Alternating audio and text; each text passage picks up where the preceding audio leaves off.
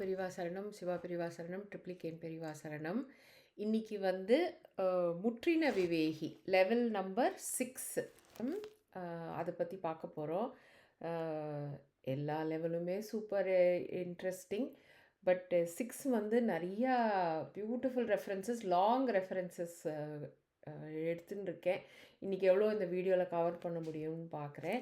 Again if you வாட்சிங் my video for the first time, Sri Shiva பெரிவாளோட ஏணிப்படிகளின் மாந்தர்களில் ஹியூமன் கிரடேஷன்ஸோட லெவல்ஸ் பற்றி இன்ட்ரடக்ஷன் கொடுத்து புக்கில் இருக்கிற சில எக்ஸாம்பிள்ஸ் எடுத்து நான் படிக்கிறேன். ஸோ ஃபஸ்ட்டு இந்த வாட்டி வந்து முற்றின விவேகி என்னன்னு படிச்சுட்டு we will go for references. Page number 6 எடுத்துக்கோங்க. Of course when I read, keep your book along with you and then have a pencil so you can mark and read again. Okay, சரி, page number 6ல் முற்றின விவேகி. முற்றின விவேகி அல்லது உலகத்தை துறந்த துறவி, குடும்பத்தை கொண்டாலும் கொள்ளாவிட்டாலும் குடும்ப பாசத்தையும் உலக பாசங்கள் அனைத்தையும் அகற்றியவன், செயல் வேதாந்தி. Absence of all wants is happiness என்றார் ஓர் மேதை. அத்தகைய வற்றாத இன்பத்தில் வாழ்பவன். இவர்கள் ஆத்மாவை பற்றியும் ஆத்மீக நிலையை பற்றியும் விளக்கம் கொடுப்பதும் உண்டு. முற்றின விவேகிகளில் சிலர் இல்லங்களை அகற்றி நினைத்த இடத்தில் அமர்ந்து எவரிடமும் உரையாடாமல் வலுவில் வரும் அற்ப பிக்ஷையை ஏற்று இயங்கி வருபவர்கள் ஆவார்கள். இவர்கள் தங்களை அண்டி தரிசிப்பவர்களை நெருங்க விடாமல் ஏசி தள்ளுவதும் உண்டு. இத்தகையவர்களை பழுத்த விவேகி என்று கூறலாம். இந்த இரு விவேகிகளும் உலக மாய்கையாக காணும் துறவிகள் அல்லர். ஆனாலும் தெய்வங்களையோ கடவுளையோ ஸ்மரிக்காதவர்களும் அல்லர். ஸோ முற்றின விவேகி வந்து உலகத்தை துறந்த துறவி. இந்த லாஸ்ட் லைனில் சொல்லியிருக்கா பாருங்க, அதோட துறவி வந்து லெவல் நம்பர் 10. அது தன்னையும் துறந்த துறவி. அதில் வந்து தன்னையும் துறந்த துறவி வந்து தெய்வ பாசத்தையும் அகற்றியவர், ஆத்மீக சக்தியை அடைந்தவர், பேரின்பத்தில் ஆழ்ந்திருப்பவர். ஆனால் முற்றின விவேகி வந்து உலக பாசத்தை அகற்றியவர். துறவி வந்து தன்னையே துறந்தவர், தன்னையும் துறந்த துறவி. அப்புறம் முற்றின விவேகி வந்து கடவுளை ஸ்மரிப்பவர்கள். தன்னையும் திறந்த துறவி வந்து தெய்வ பாசத்தையுமே அகற்றியவர். ஸோ அது வந்து கிரிட்டிக்கல் டிஃப்ரென்சஸ். ப்ளஸ் வந்து பிஹேவியர், எப்படி யாராவது கிட்ட வந்தால் அண்டை விடாமல் ஏசி பேசி தள்ளுவார்கள். அப்புறம் வந்து இதை பற்றி ஆத்மாவை பற்றியும் ஆத்மீக நிலையை பற்றியும் விளக்கம் கொடுப்பதும் உண்டு. So sometimes they will give, sometimes they won't give. So இந்த மாதிரி டிஃப்ரென்சஸ் நீங்கள் பார்த்து படிக்கலாம். பட் இந்த முற்றின விவேகியோட best and most relatable example வந்து சாக்ரட்டிஸ். நான் வந்து ஃபுல் சாப்டர் படிக்க போகிறதில்ல, சம் பீசஸ் ஆஃப் சாக்ரட்டிஸ் நான் வந்து உங்களுக்கு படிக்கிறேன். ப்ளஸ் இன்னும் கொஞ்சம் ரெஃபரன்சஸ் இருக்குது. ஸோ நான் வந்து ஹைலைட்ஸ் ஃப்ரம் சாக்ரட்டிஸ் சாப்டர் படிச்சுட்டு எப்படி இப்போ நம்ம படித்தோமோ அதோட ரெஃபரன்சஸ் இதில் வருதுன்றது நான் படிக்கிறேன். எக்ஸ்பிளைன் மோஸ்ட்டாக பண்ண மாட்டேன். Page number 355. சாக்ரட்டிஸ். ஸ்வர்கலோகத்திலிருந்து பூ உலகிற்கு வேதாந்தத்தை கொண்டு வந்தவராக ஐரோப்பிய மேதாவிகளால் கொண்டாடப்பட்டு வரும் ஒரே ஒரு வஸ்திரத்தை தரித்து வந்தவருமான சாக்ரட்டிஸ் ஏத்தன்ஸ் நகரில் வாழ்ந்து வந்தார். வாலிப பருவத்தில் ஓர் போரில் கலந்து கொண்ட இவர் இராஜாங்கத்தில் அங்கம் வகித்தார். பிறகு உலக பாசங்களை அகற்றி வைராகியத்தை அடைந்து விட்டார். ஒரு சமயம் இவரை பற்றி ஒரு நண்பர் அப்பல்லோ பகவானை கேட்டபொழுது, "no other man is wiser than Socrates" என்று பகவான் பதிலளித்தார். அவர் போதித்து வந்தவைகளை ஒரு சில சீடர்கள், முக்கியமாக பிளேட்டோ, ஏடுகளில் பதிய வைத்து வந்தனர். தெய்வ பக்தியை ஏற்று வந்த இவர் சில சமயங்களில் தெய்வ அருளையும் பெற்று வந்தார்.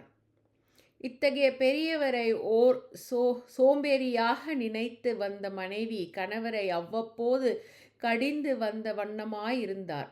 எதையும் லேசாக கருதி வந்த வேதாந்தியோ எதையும் பொருட்படுத்தாமல் இயங்கி வந்தார்.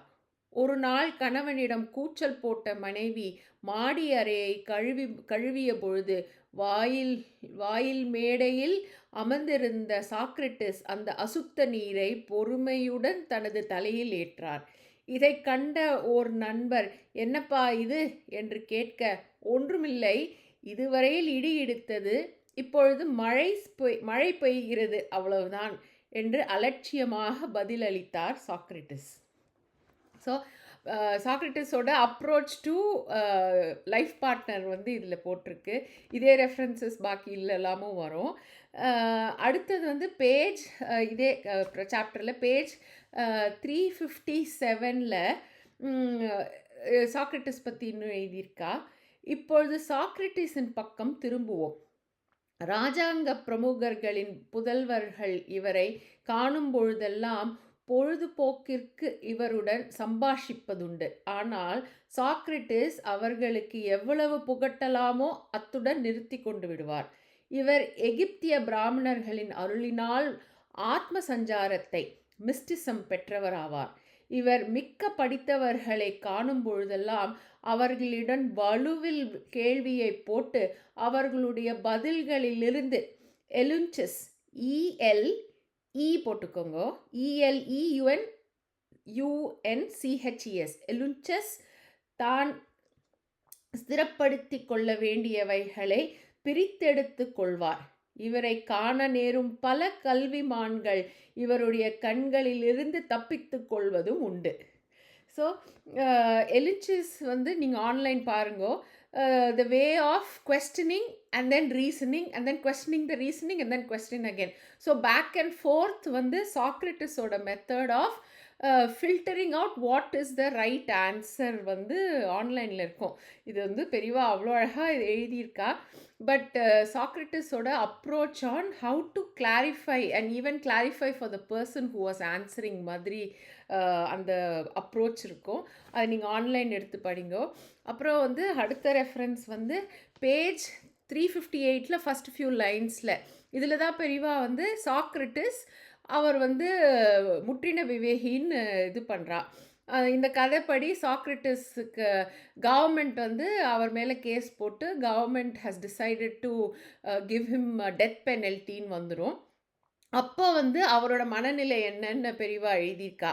ஆம், ஓர் முற்றின விவேகி நீதிஸ்தானத்தின் கட்டுப்பாட்டிலோ தனக்கு சாதகமான தீர்ப்பிலோ கருத்தியா கொள்ள போகிறார் அப்படின்னு எழுதியிருக்கா. ஸோ இதில் வந்து அவர் முற்றின விவேகின்னு பெரியவா அதில் எக்ஸ்பிளைன் பண்ணியிருக்கா.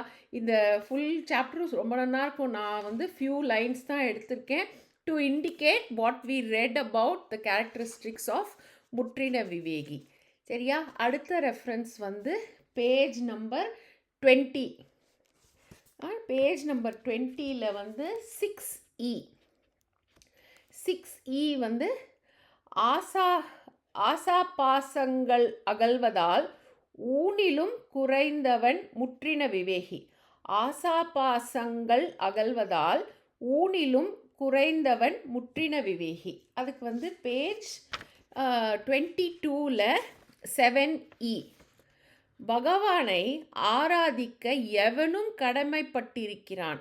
அது பகவானுக்கு செலுத்த வேண்டிய நன்றியாகும். எனவே பகவானை ஆராதிப்பது புண்ணியமல்ல.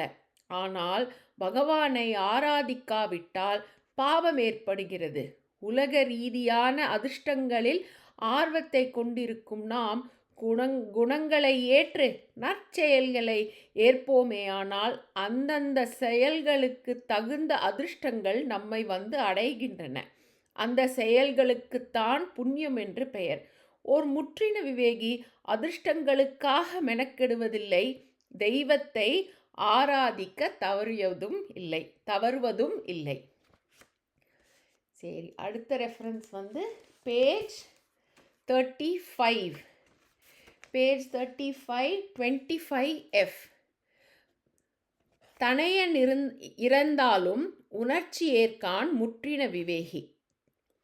தனையன் இறந்தாலும் உணர்ச்சி ஏற்கான் முற்றின விவேகி. நாம் பிறவி யாத்திரையில் பயணம் செய்து கொண்டே இருக்கிறோம்.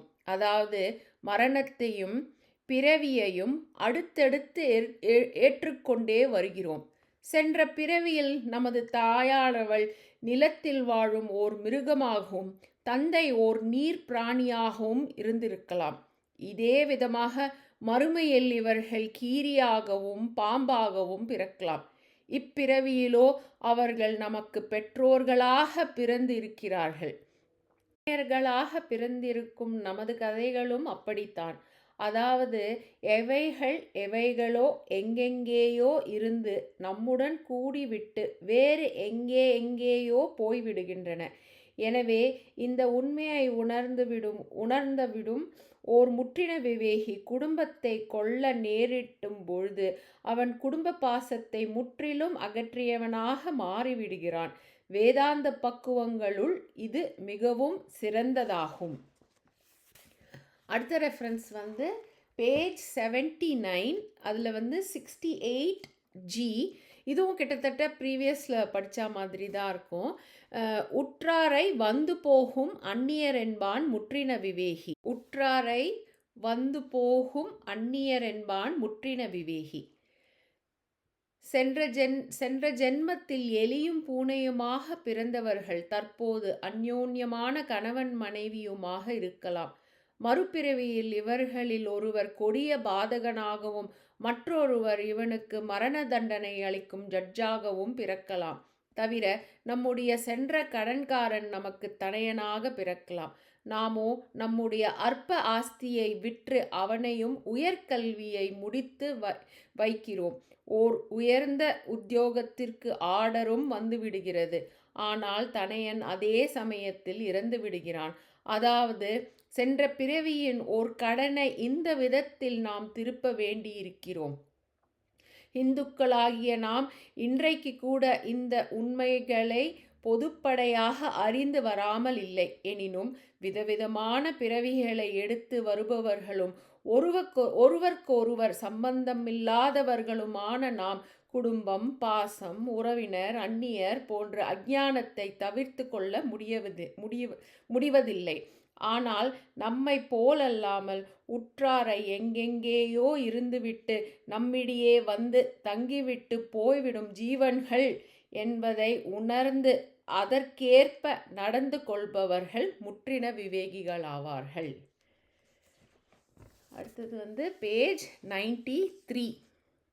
Page 93, 78F. மனைவியின் போக்கில் கவலை ஏற்கான் முற்றின விவேகி. மனைவியின் போக்கில் கவலை ஏற்கான் முற்றின விவேகி. பேஜ் 93. ஓகே. எந்தெந்த பிறவிகளையோ எடுத்து வந்ததும் எந்தெந்த கூடுகளையோ அடைய போவதுமான ஓர் ஜீவராசிக்கும் தனக்கும் ஏதும் சம்பந்தமில்லை என்ற மெய்மையை உணர்ந்து விடும் ஓர் முற்றின விவேகி மனைவியுடைய நடவடிக்கையில் கருத்தையா கொள்ளப் போகிறான். இதுதான் கிட்டத்தட்ட நான் கடைசி அந்த என்ன சொல்கிறது, அந்த detachment to people living as family members, இது ரொம்ப அந்த முற்றின விவேகி லெவலில் ரொம்ப பிரதிபலிச்சிருப்பா பெரியவா அந்த எக்ஸாம்பிள்ஸில். பட் மெயினாக வந்து options of all wants is happiness அப்படின்றது தான் முற்றின விவேகியோடது. அதுவும் இன்னொன்று வந்து முற்றின விவேகி அல்லது உலகத்தை துறந்த துறவி. ஸோ அதுதான் மேஜர் டிஸ்டிங்ஷன். அண்டு இந்த முற்றின விவேகியில் இருக்கிறவா வந்து தெய்வங்களையோ கடவுளையோ ஸ்மரிப்பார்கள். அதை வந்து ஸ்மரிக்காமல் இருக்க மாட்டா. So there is faith, but they also understand detachment, worldly detachment. So I hope this helps understanding முற்றின விவேகி லெவல். நீங்களும் படிங்கோ. நான் மார்க் பண்ணதெல்லாம் சாக்ரட்டிஸ் நான் ஃபுல்லாக படிக்கல. It's a wonderful chapter. நீங்களே முடிஞ்ச அளவுக்கு படிங்கோ. So I hope now things are clear to at least see how to read the book. அடுத்தது வந்து அடுத்த லெவலுக்கு நான் இன்னொரு வீடியோ போடுறேன். மகா பெரிவா சரணம், சிவா பெரிவா சரணம், ட்ரிப்ளிகேன் பெரிவா சரணம், ஹர ஹர சங்கர, ஜெய ஜெய சங்கர.